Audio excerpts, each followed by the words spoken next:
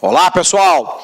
O mais novo míssil da Coreia do Norte, o Hwasong-15, alcança a mídia internacional porque potencialmente ele pode chegar à costa oeste dos Estados Unidos e há uma ameaça velada dos norte-coreanos ao continente americano como um todo, de maneira muito especial, obviamente, aos Estados Unidos. Então vamos lá, vamos tentar entender um pouquinho dessa questão. Primeiro, não é a primeira vez que nós aqui no LAC Concursos comentamos a situação da Coreia do Norte. Ela vem sendo alvo de questões de concurso, de maneira intensa ao longo dos últimos anos e, portanto, é também motivo de comentários nossos todas as vezes que uma grande novidade surge a respeito dessa questão. No entanto, eu queria revisar com você novamente o contexto dessa escalada bélica nuclear da Coreia do Norte. Vamos lembrar. Quando termina a Segunda Guerra Mundial, nós vamos ter aquele momento da velha ordem mundial, do conflito capitalista versus socialista, do conflito leste versus oeste, União Soviética versus Estados Unidos, um momento de corrida armamentista, de corrida espacial, de disputa política, de área de influência de território. E sendo assim, a gente sabe que a Península Coreana fora dividida em duas partes.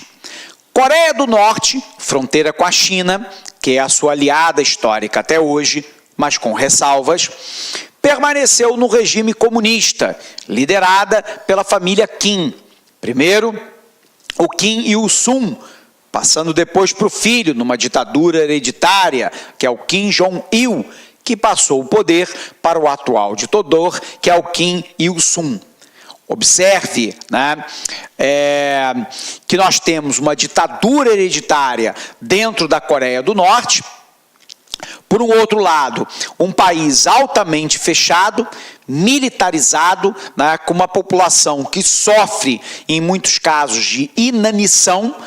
Só para você entender, a altura média dos sul-coreanos é 7 centímetros maior do que os norte-coreanos, porque você tem uma pobreza de alimentação na Coreia do Norte e uma insuficiência de alimentos.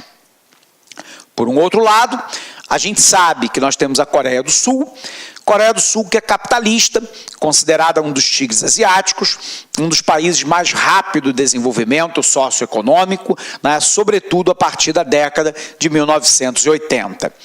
A gente sabe que em 1950, apoiado pela China, a Coreia do Norte invadiu a Coreia do Sul, dando origem à Primeira Guerra pós a Segunda Guerra Mundial, que estava relacionada ao conflito indireto entre Estados Unidos e União Soviética. Nós sabemos que os chineses apoiaram os norte-coreanos na invasão da Coreia do Sul e os Estados Unidos enviou tropas para poder auxiliar os sul-coreanos. A guerra termina empatada em 1953, com a assinatura de um armistício, ou seja, de um cessar-fogo. Oficialmente, as duas Coreias se encontram em guerra até hoje. A gente sabe que a ditadura do velho Kim Il-sung permaneceu aliada da China e à sombra da China durante décadas. No entanto, com o fim da União Soviética em 1991, e a partir do momento que o Kim Il-sung morre, passando o poder para o Kim Jong-il, que era o seu filho, hoje já falecido, Kim Jong-il inicia um movimento de escalada bélica nuclear. Bom, a primeira pergunta é: por que é que a Coreia do Norte, sob o comando de Kim Jong-il, e agora recentemente de Kim Jong-un, seu filho, por que que a Coreia do Norte desenvolve um programa bélico de origem nuclear com míssil intercontinental? Porque há uma ameaça sempre clara e velada de implosão do regime norte-coreano. A Coreia do Norte é uma ditadura pobre, fechada, militarizada, que controla a população, obviamente, sob o ponto de vista ideológico, mas com uso intenso das armas. No entanto, a gente sabe que a condição de pobreza, né, do país tende, a longo prazo, a gerar movimentos de ordem interna que podem retirar a família Kim do poder. A família Kim está no poder porque os militares norte-coreanos apoiam a família e mantêm o regime, porque têm interesses a perder se o regime cair. Então eu posso ter um movimento de ordem interna na Coreia do Norte, como uma revolução que poderia tirar a família Kim do poder. Se militarizar, criar um inimigo externo, dominar ideologicamente, dominar pelo terror e pela presença das armas, é uma forma da família Kim permanecer no poder. Segundo, por que a Coreia do Norte quer ter um arsenal nuclear com míssil balístico? Porque ela pode utilizar isso como moeda de troca para impedir uma intervenção externa.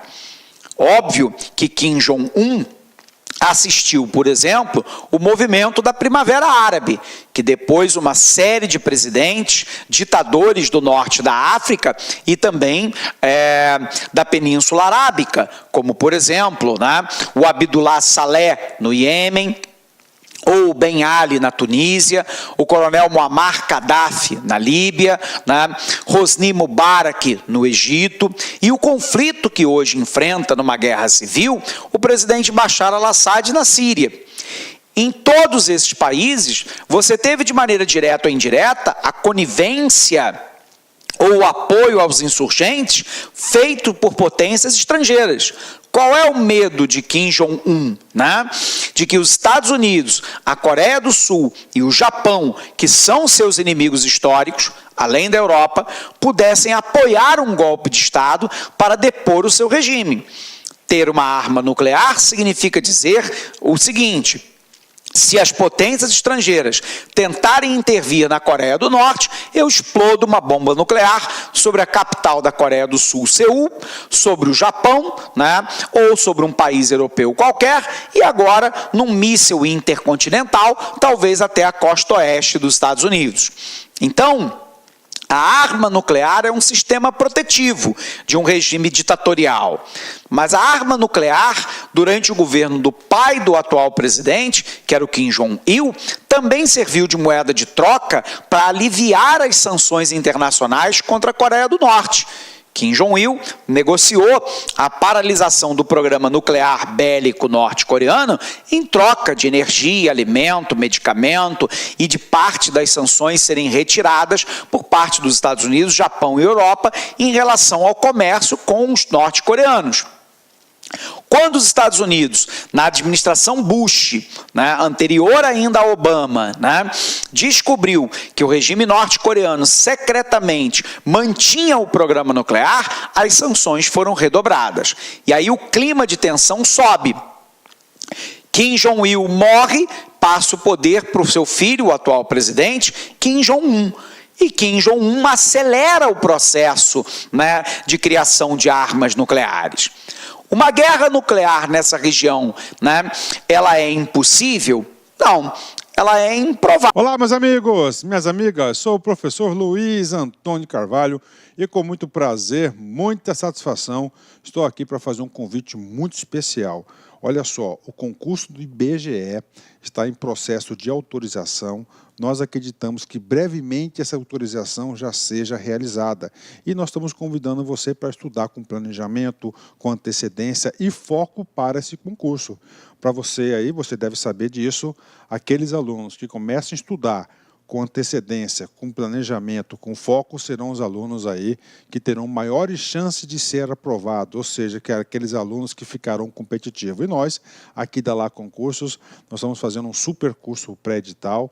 Este curso nosso tem um período de acesso um pouco mais longo, são 180 dias. Durante esse período, você poderá assistir quantas vezes quiser e na hora que desejar o curso. tá certo? Você vai receber todas essas atualizações. Lembro muito bem que no último concurso que teve em 2016, nós aqui da LAC, nós fizemos um super curso, fomos campeões aí de aprovação de resultado. Então, espero vocês aqui na LAC Concurso com o nosso super curso pré-edital para o INSS, não, para o IBGE 2018. Forte abraço, espero vocês. Fui, tchau. Clique Lac.